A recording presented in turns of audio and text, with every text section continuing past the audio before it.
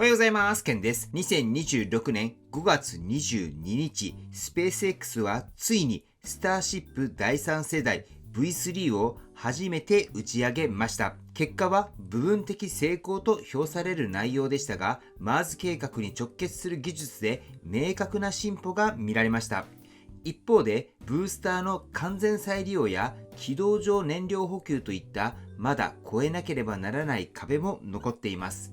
今回はこのフライト12の結果を整理した上で、マーズ計画は本当に現実味を帯びてきたのかを投資家目線も交えながら冷静に分析していきたいと思います。まずフライト12の結果を成功点と課題点に分けて整理をしていきます。成功した主なポイントは以下の3つです。1つ目は V3 機体としての初飛行で軌道投入に成功したことです。打ち上げから約9分15秒後に上段エンジンを停止し、計画通りの軌道に到達しました。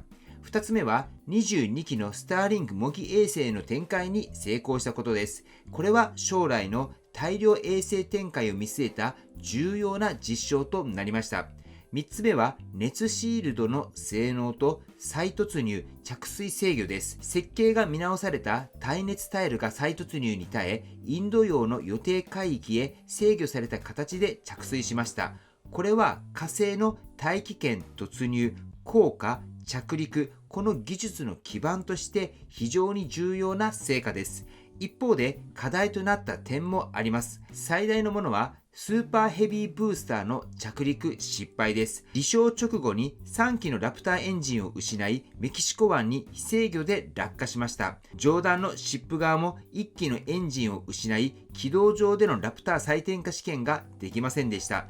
この最下点は火星ミッションで必須となる技術です。フライト12で使われた V3 は V2 から大規模な設計変更が加えられています。特に大きな変更点は3つです。1つ目はラプター3エンジンです。推力が約 21% 向上し、エンジンも軽量化されました。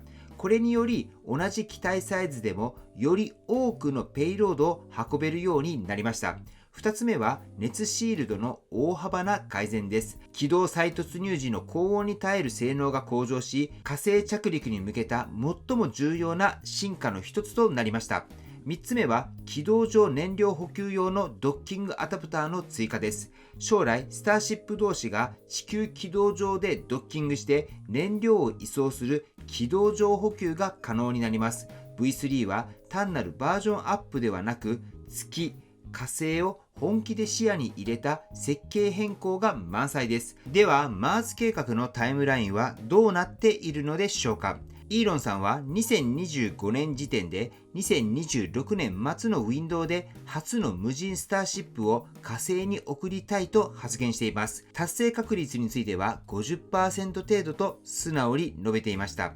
一方、スペース X 公式サイトでは火星への貨物輸送は2028年以降と慎重な表現です。さらに2026年2月、イーロンさん自身がまずは自立した月面都市を優先すると方針を修正。背景にはアルテミス計画でスターシップが月着陸船に採用され、月の方が実現しやすいという判断があるとみられます。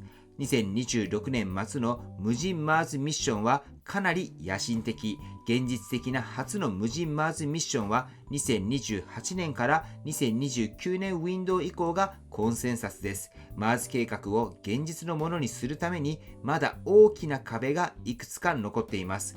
最も重要なのは軌道上での大量燃料補給です。地球軌道上で複数回の補給が必要とされますが、まだ大規模な実証は行われてはいません。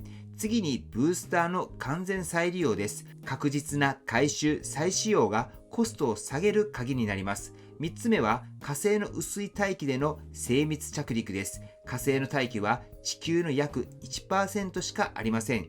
これらを1回成功させるのではなく、繰り返し安く信頼性高く飛ばせる状態へ、そこに持っていくことがマーズ計画の本当のハードルです。最後にテスラ株投資家やイーロンファンに特に興味深いポイントを3つ挙げます。1つ目はオプティマスとのシナジーです。無人マーズミッションにテスラのロボットを最初期に投入、基地建設やメンテナンスを担わせる構想でテスラの AI、ロボティクスが火星計画を加速させます。2つ目はスターリンクの役割です。火星探査には地球との高速通信が不可欠です。スターリンクが基盤となり、地球での事業が巨額の R&D を支える収益源にもなります。3つ目は長期的な企業価値です。マーズ計画の成功はスペース X の価値を大きく高めます。結果としてテスラブランド力も間接的に強化され、多惑星種というビジョンが長期投資家の保有動機になります。まとめますと、フライト12は V3 時代の幕開けとして火星に直結する技術で確実な進歩を示しました。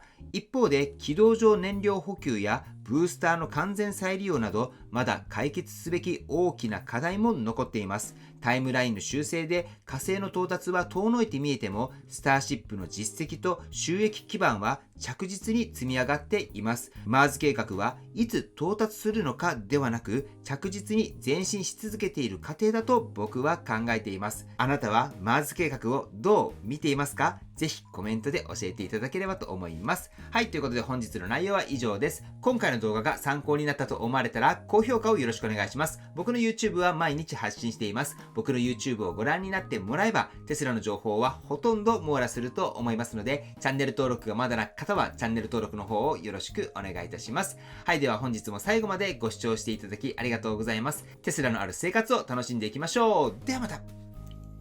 推進です。もし最近電気代が高くなってきたな、災害時の停電が心配だなって思っている方がいたら、ぜひ N 型太陽光パネルを検討されてください。この N 型太陽光パネルは従来のパネルよりも発電効率が高く、同じ面積でもより多くの電力を発電できます。だから少ないスペースでもしっかり発電ができて、結果的に電気代の節約につながります。さらに N 型は一般的なパネルと比べて劣化が少ないのが特徴です。だから長期間にわたって安定した発電量をキープできます。結果として将来的な電気代の節約効果も長続きします。しかもこの N 型パネルは曇りの日や朝夕でも発電効率が落ちにくいという設計になっています。天気が悪くても安心してエネルギーを確保できるんです。これっていうのは EV の充電にも最適ですよね。僕自身も導入し非常に満足しています。これにプラスしてパワーウォールといった蓄電池があるとなおいいと思います。もし家の電気代をもっと安くしたいとか、災害時の停電対策を考えたいという方がいらっしゃったら、僕の方からあなたの地域でパワーウォールの取り扱い、N 型太陽光の取り扱いをしている代理店さんを紹介します。ご希望の方はまず概要欄にお問い合わせフォームを置いていますので、そちらの方から問い合わせされてみてください。はい、では本日も最後までご視聴していただきありがとうございます。素敵な一日をお過ごしください。ではまた。